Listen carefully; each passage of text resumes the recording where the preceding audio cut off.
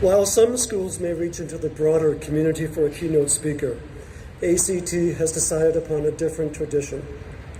We recognize the singular role played by the adults within our community in shaping the lives of our students, both academically and as young men and women of character.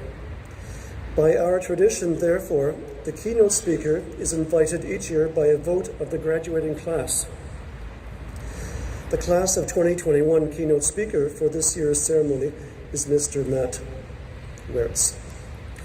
Matt Wertz, originally from the United States, and earned his educational credentials at Indiana University in Pennsylvania. He joined us last year after an extensive teaching career in Asia, where he provided guidance to international students in South Korea, Micronesia, Thailand, Cambodia, China, Bangladesh, and Indonesia. Matt is currently a theory of knowledge teacher, an English teacher, a student council advisor, and the hub on the interdisciplinary wheels that are rapidly turning ACT into Albania's preeminent educational institution. Welcome, Mr. Wertz.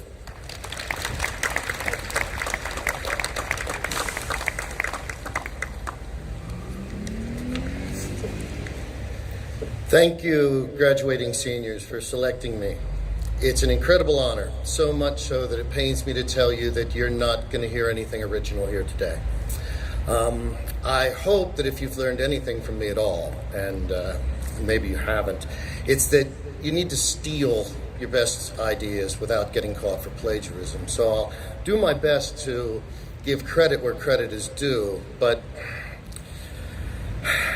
I was reminded in a hurry when I went shuffling through the various successful graduation speeches that I looked up online that, I'm looking for inspiration. I'm sorry, I've lost my place and I should be ashamed of myself. I always had This Is Water. I did. I had This Is Water by David Foster Wallace. For those of you who haven't taken my English course or aren't one of the roughly 10 million people who've watched it on YouTube, David Foster Wallace's graduation speech is one of the all-time greatest. And his main point was, you're not the center of the universe, so stop acting like you are. And I thought, this must be an anomaly. Graduation speeches aren't supposed to be morose and depressing. But the more I looked around, it seems that's the way they are. Tim Minchin made reference to the deaths of his graduates in the first 2 minutes of his epic speech, while making his main point that dreams are meaningless. Steve Jobs reminded the graduates of their own death as well. He made it the crux of his speech. Robert De Niro, one of the most accomplished and iconic actors of all time, told a graduating class, "You are opening the door to a lifetime of rejection." That's an actual quotation. A lifetime of rejection. Woohoo! You got that going for you. Now, I'm not going to do that to my audience. I'm not going to dwell on the negative side of things. Don't expect that from me. Except that's what I just did. I focused on death and adversity and the meaninglessness of having a dream. That's another thing I've noticed about these keynote speakers. Quite often, they promise to do something that they are doing as they currently speak. So not me. I won't be dwelling on the negative, except for when I do later. No, what I need to do, if I have learned anything from these other graduation speeches, is that I need to segue into a list, preferably a numbered list, of essential pieces of advice that I can provide to these receptive young minds. Now, 10 is always a good number, like the commandments, but I don't think I've learned 10 things worth sharing in my life, at least not 10 that are going to be shared at this venue. So I figure no matter how many pieces of advice that I had, I should stick with what I know, and that's when it hit me. That's the advice that I give to my 6th grade students when they're getting ready to give a speech, as my enthusiasm had me stumbling over myself up here. The reason that I was able to compose myself is because of advice number 1. Make sure you know more than your audience. As long as you know more than your audience, you don't have anything to worry about. And if you don't know more than your audience, or you're not quite sure, you should probably be listening instead of talking. Now in 7th grade, it gets a little bit trickier. 7th graders are in need of a better incentive than just allaying their fear. In fact, they start to develop self-doubt where they previously had none. So I teach them the second lesson I'd like you to take home with you today. Whatever you do, do it with enthusiasm. If you see me dancing around on the corner of the stage over here, it's because I couldn't wait to get up here and talk to you today. Remember, things are only as fun as you make them. Now, in 8th grade, my students finally mature enough to understand the profound diction in the form of verse by people like Chris Christopherson, who observed that freedom's just another word for nothing left to lose. Or another way I've heard it put is, remember that you own the business. The business doesn't own you. The more things you have, the more you're held down, limited, enslaved by your own possessions. So that's my third piece of advice. Live simple, and you have a chance of living free. Now in 10th grade, we get to move on to the best of literature, the narrative. And it's here where I find my third piece of advice that comes from Atticus Finch. When a child asks you something, answer him for goodness sake. In other words, not only are you obligated to be honest, but you don't get to decide whether someone is able to handle the truth. So that's my fourth piece of advice. Seek knowledge through questioning and be honest and truthful in sharing what you know. Now, those of you who have enjoyed the rigors of the diploma program will have noticed that in the 11th grade, us English teachers are free to dabble in things like Timothy Leary, who provided perhaps the best advice that I've been given: think for yourself, question authority. There's so much to that quotation, but I promise that I'll be brief here. So my fifth piece of advice must speak for itself. Think for yourself, question authority. Now we've made it to the 12th grade, and anyone who knows me at all will tell you there's no way that I can deliver a speech about anything without reference to Christopher Hitchens. And as Mr. Leary has already laid claim to the idea of thinking for yourself, I've gone with time spent arguing is, oddly enough, always never wasted. If there's a better way to ensure that your own ideas are correct, I've yet to find it. Just remember that debate is 50% listening. Keep an open mind and always be mindful that you might be wrong. Rephrased, but still in a quotation of Christopher Hitchens, my sixth piece of advice is seek out argument and disputation for their own sake. The grave will supply plenty of time for silence. Got back to that negativity again, like I said I would. Now, I'm sure that more than a couple of you are thinking that I forgot 9th grade, but I didn't.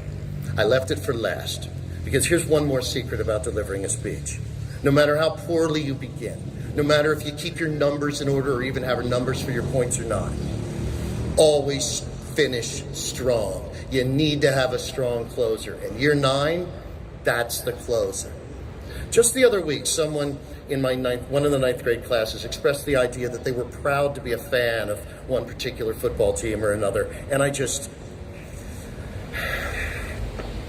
now, let's be clear. I've never in my life claimed to be a role model, and I certainly am not going to start now. But the best advice I have for you is never take pride in anything you didn't put an effort into yourself. Pride, in case you didn't know, is an extreme satisfaction. And according to all the definitions I've seen, it's derived from one of three things: personal accomplishment, being associated with someone who's successful, or having admirable traits or qualities. Now, I promise to be brief. And so you'll forgive me for omitting the list of dangers attributed to these strong feelings. But among other things, pride derived from the second and third parts of that definition have been responsible for every genocide I've ever heard of. I told you I'd get negative again. Hardly a role model himself, Henry Ford was at least correct when he recognized that a man given to pride is usually proud of the wrong thing.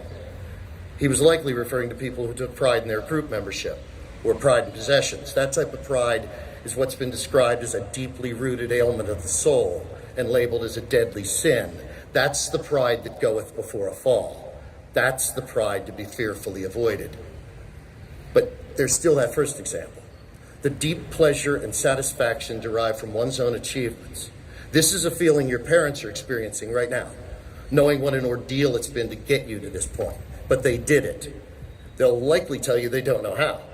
But they successfully raised a well-adjusted teenager and saw them through school. That's a reason to feel good about yourself if I ever heard one. Well done, by the way, parents. You should be very proud of yourselves. But I haven't forgotten about you, class of 2021. This is about you. And that valuable pride, the pride that's worth having, that deep-fed pleasure or satisfaction derived from one's own achievements, that's the pride you're experiencing right now. This is what personal achievement feels like.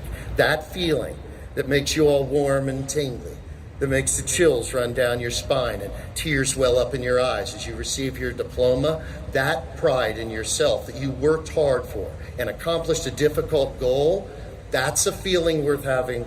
That's a feeling that you've earned, and you deserve it. So the next time you hear somebody say that they're proud of their nationality or gender or skin color or faith or anything else that required no effort on their part, maybe you'll think back to what the old timer told you here today, that pride should be reserved for personal accomplishments. And maybe you'll feel a little bit of empathy for this bitter old man and share a bit of contempt for that arrogance, just a tinge of ire, as you think to yourself, that's nothing to be proud of. You want to know something to be proud of? I battled through earthquakes, school closings, a worldwide pandemic, and teachers disappearing as though this were a David Blaine show, and I graduated from Albanian College Tirana in 2021. Now that's a reason to be proud of myself. And you know what? You'll be right. Thank you.